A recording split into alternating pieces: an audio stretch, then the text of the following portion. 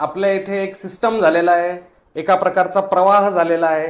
त्या प्रवाहात सगळ्याच प्रकारचे कार्यकर्ते नेते हे अनेक वर्षापासून वाहत चाललेले आहेत.